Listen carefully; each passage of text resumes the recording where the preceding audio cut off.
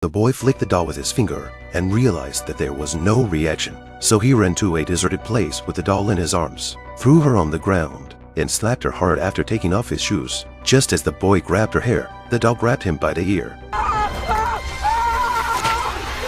Then the mannequin stood up in a graceful pose. The boy was so scared that he didn't know what to do and turned his head to run. The doll chased after the boy in a strange running position. How could a two-legged person outrun a four-legged one? The boy was so frightened that he rolled down the hill. When he stood up, what he never expected was that the doll would actually extend its claws to its owner. The doll turned back and choked the woman, but just then she actually stopped moving. The woman broke free and fell to the ground in shock. Her diaper wet. She had just slowed down when the doll stared at her dead in the face. She was twisting at a strange pace, slowly approaching. The woman was so scared that she backed away, took a hammer, and threw it, but the doll easily caught it. The woman then took out a chainsaw.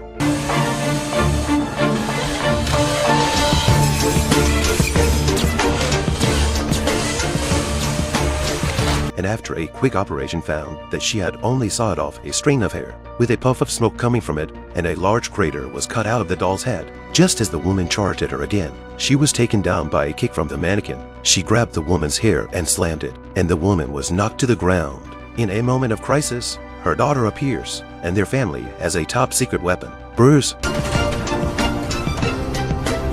The little girl activates the top-secret weapon, and it holds the doll high in the air by the neck as she struggles in the air. The girl slammed her into the ground with a gesture, then ripped her in half with a hard yank. The mother and daughter thought that was the end of it, but what they didn't realize was that the doll's upper body crawled out again. At this point, the little girl was surprised and scared at the same time as the mannequin slowly walked toward the girl's side. Just when she didn't know what to do, her mom took a gas gun and smashed it from behind, dismantling the parts of her face one by one. I didn't realize that the mannequin was so resilient that it hadn't broken. She choked the woman, and at the time of the crisis, the little girl stuck a screwdriver into the core of the doll. Finally, the mother and daughter teamed up to finally eliminate her.